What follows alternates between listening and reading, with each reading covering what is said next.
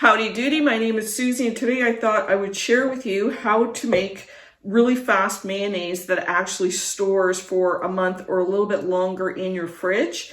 And when I say fast, it's going to take you under a minute to make this mayonnaise. It's really a new technique, which is using the immersion blender that enables you to make this so fast, as opposed to the traditional way where you're dripping the oil very slowly into a food processor. So the ingredients, the common ingredients for both of these mayonnaise, one is going to be without an egg, one is going to be with an egg. The main ingredients that we're going to be using are pretty common ingredients to making mayonnaise, and probably the same ingredients maybe that you're using now to make mayonnaise. So of course we're going to be using oil. We're going to pick an oil that is light and has little flavor. We're also going to be using a pinch of salt, a pinch of garlic, a very small pinch of sugar, which believes me makes a difference. We're going to be using a little bit of Dijon mustard. We're going to be using some apple cider vinegar with the mother in it. Now the apple cider vinegar, this is my homemade apple cider vinegar. It has the mother in it, and that's kind of key in helping to preserve this mayonnaise. And now the whey is the key ingredient that's really going to extend your mayonnaise from 2 weeks to a month or longer in your refrigerator. Now you don't have to just use whey, you really have to use something that has the bacteria that's going to help extend the life. So you can use the water from fermented vegetables, or if you fermented cabbage, or if you have fermented kimchi. If you've made cheese, you can use the whey from the cheese, or in this case, I was making cheese from yogurt, so this is the whey from plain yogurt. And we're just gonna need 2 tablespoons of this, but this is key. So if you're vegan, you might not want to use the whey from cheese. You can use the water from your fermented sauerkraut or kimchi or something else that's fermented. You're gonna need 2 tablespoons of that water.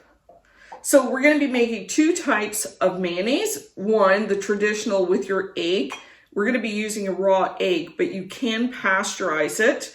And the other one, we're going to be using Aquafaba. And Aquafaba is the water from your canned beans or chickpeas.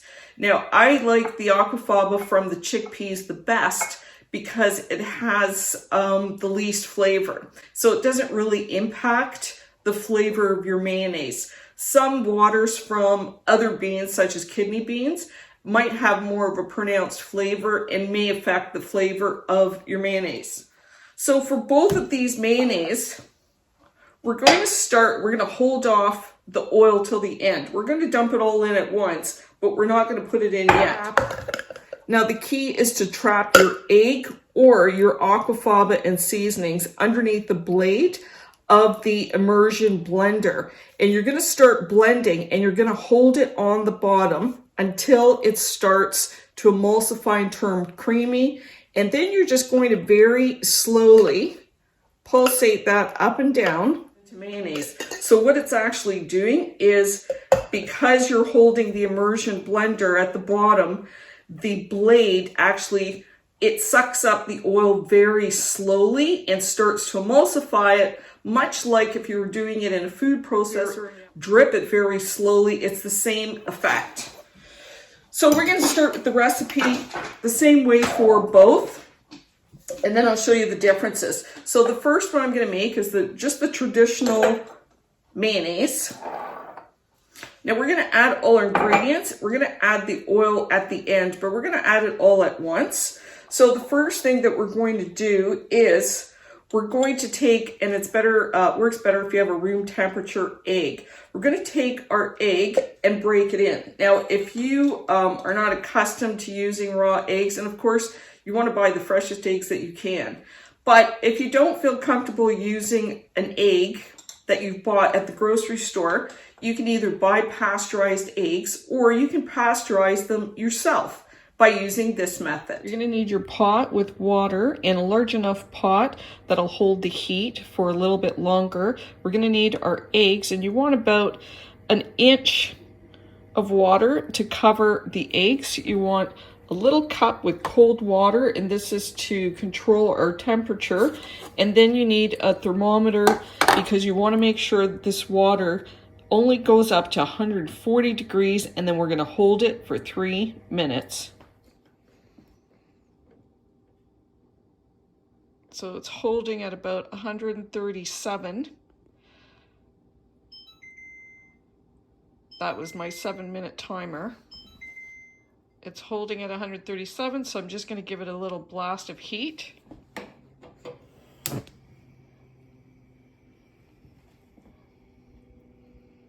And you just want to do this for a couple of seconds just to raise the heat. As soon as that starts dropping, okay, that's 140. If it starts dropping, I'm just going to give it a little blast of 10 seconds of heat again. We've got our timer, and it's holding at 140. We need to hold it at this temperature for 3 minutes. Fish out my eggs, and I'm going to put them in the cold water.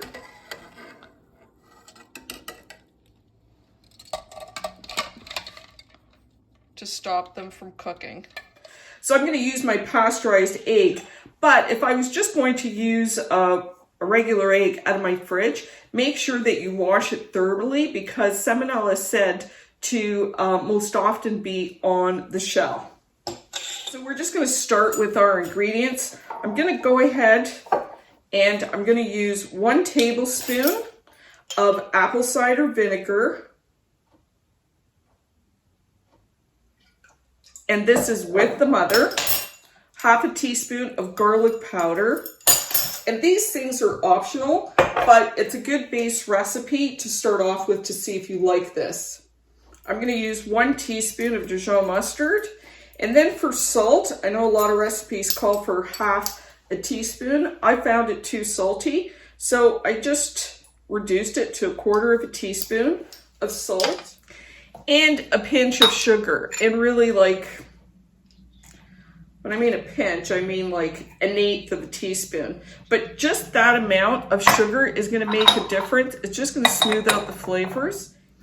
And then we're going to use 2 tablespoons of whey. And like I said, this is from yogurt. Now, if you don't make cheese or yogurt at home and you don't have sauerkraut, you can always just, if you have plain yogurt, strain the yogurt, and the water that you strain from the yogurt can be used for this. That is the way. That is the way. So now that I've got my ingredients, I'm going to take my pasteurized egg and I'm going to drop my pasteurized egg right in there. So now you can see I've got all my ingredients in the egg, my pasteurized egg, and I'm going to put the immersion blender right over the egg yolk, and I'm going to hold it on the bottom blender. And now I'm just going to dump the oil right in.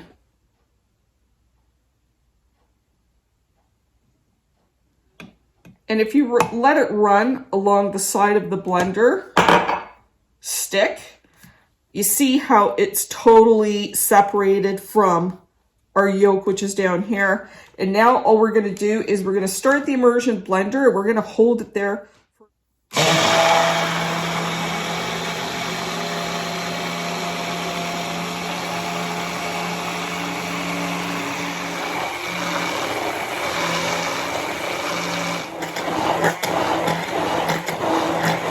And that's in real time. And just look how thick that is. That's very thick. Now, if for whatever reason, if your solution does not thicken like this, you can add a bit more oil. This is going to fit in a 500 milliliter jar, and I've actually washed this jar with really hot soapy water. I can just mark it with the date. Sets. This will thicken in the fridge as it sets. Now the next mayonnaise we're going to make is the one with the aquafaba. And 3 tablespoons of aquafaba will replace 1 egg. So I'm going to add 3 tablespoons of the aquafaba. 1, 2, 3. Now the aquafaba, and different brands will give you a different consistency, but the aquafaba should be fairly thick when you take it out of the can. If your water from your chickpeas is very thin, then I recommend that you put it on a pot and you reduce it by about 1/3 until it becomes a little bit thicker.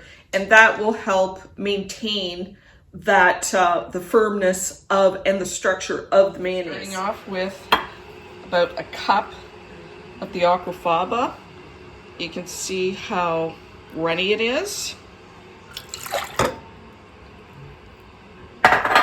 And we're just going to reduce that by about 1/2. So it's really bubbling, so I've just turned it down to medium. So we've reduced it to 1/2 cup. You can see it's much thicker. And now we're going to let it cool completely and then put it in an ice cube tray and freeze it. So 3 tablespoons of the aquafaba, and to this we're going to add the exact same thing as we did before. We're going to add 1 tablespoon of the apple cider vinegar with the mother. We're going to add 1/2 teaspoon of the garlic powder. Like I said, you don't have to add all these things, it's up to you, but this just gives you a good base if you've never made it before. And then you can adjust it from there. This time I'm going to add even less salt. I'm going to just add about 1/8 of a teaspoon of salt. Add 1 teaspoon of Dijon mustard. And I'm going to add about 1/8 of a teaspoon of sugar. And that just rounds off the flavors. It doesn't make it sweet or anything like that. And now I've got my oil of choice. And you want to use, it really depends on your budget, availability, and taste, and whether or not it's good for you. But the oil that you want to use is something that's fairly light and doesn't impart a lot of flavor. I find that olive oil or extra virgin olive oil does impart somewhat of a bitter flavor, and it just might be my own personal interpretation of the taste. It's my taste buds, maybe it's not everybody's. But you can also use things like avocado oil or any other oils that you feel comfortable eating. I'm actually using organic canola oil, which is high in omega-3 and it's low in saturated fats. And there's a lot of studies on the health benefits of canola oil, or really just use any oil that you're comfortable eating and that you like the taste. We've got to add our 2 tablespoons of whey. This is going to extend the shelf life of our mayonnaise. We're going to do the exact same thing. Now you may notice that we've got a lot more liquid here than we did with the egg, and you're wondering how is this going to emulsify, but the magic of Aquafaba, it actually does. So I'm going to do the same thing. I've got all my ingredients on the bottom. I'm going to put my immersion to the bottom of my cup. I'm going to add all the oil. So here we are. You can see the ingredients are separated. I've got the immersion blender right on the bottom. And I'm going to start by holding it on the bottom, and I'm not going to move it until it starts to emulsify and become mayonnaise at the bottom. You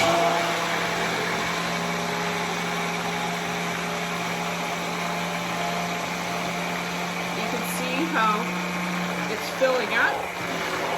I'm going to slowly start moving that up and down.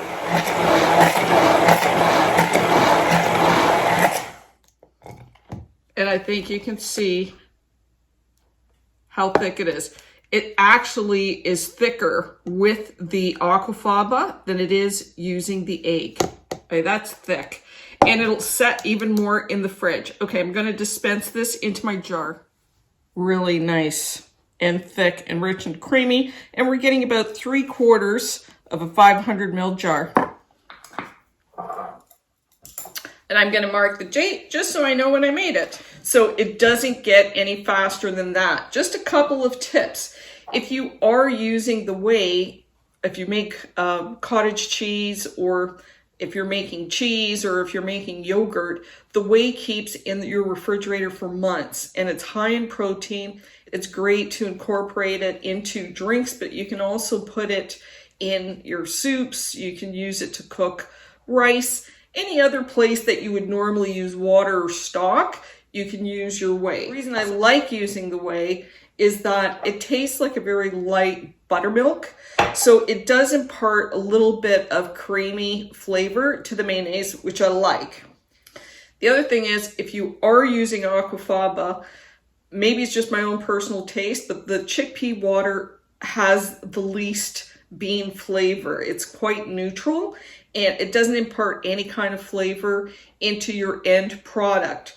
Remember, 3 tablespoons of the aquafaba is equivalent to 1 egg if you wanted to use that in other recipes. So you've bought a can of chickpeas, you drain out the water. If it's too liquidy and you get too much water, then just cook it over medium heat to reduce it and make it slightly thicker. It really depends on the brand. But in some cases, like in my case, I only needed 3 tablespoons and I didn't want to throw out the rest. Well, it freezes perfectly, which is exactly what I did. I just popped it into an ice cube tray and froze it. And I pre-measured each ice cube as being the equivalent of 1 tablespoon. So I knew just to take out 3 ice cubes when I was about to defrost it in order to make my mayonnaise. So that was really handy. Now this mayonnaise, I've had it in the fridge since May 11th. It's now April the 7th. I had another jar, but I ate it. So I just wanted to show you, well, you can't really see it. And if you look at this, it's still thick. It's still creamy. It still has a great color, but let's taste it.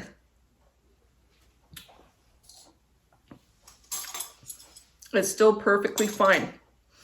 This is my first batch that I made with the egg and the ½ teaspoon of salt. Remember I was saying I found it a little bit salty? It still is a little salty. I prefer it with a little bit less salt, but you're gonna do it based on your own taste preference. So now we're going to taste the one with the egg versus the aquafaba. And for a minute there, and I can actually tell the difference between the aquafaba and the one with the egg. That's the one with the egg, this is with the aquafaba. But you're getting the same amount because of course we're using 1 cup of oil for both. So now I'm just going to taste the mayonnaise with the egg.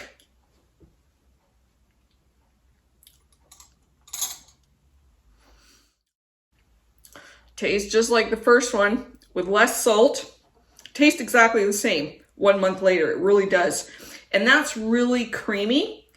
I know that with the egg, making it with the egg gives it more of a creamy flavor. Let's taste the one with the aquafaba.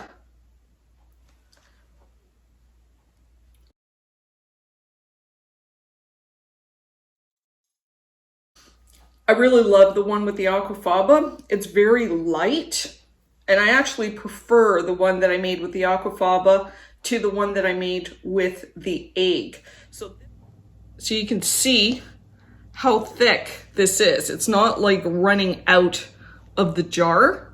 It's very, very thick inside. You can see the one with the egg is yellower than the aquafaba. And now I can keep this in my fridge. I know it's going to be good for at least a month. I'm going to keep this one in the fridge and let it go for as long as I can, just so I can test to see exactly how long this mayonnaise does last. So there you go, delicious mayonnaise, fast, easy, and it stores longer. I hope you enjoyed this video, and if you try this and you like it, I hope you share it. Until next time, delicious!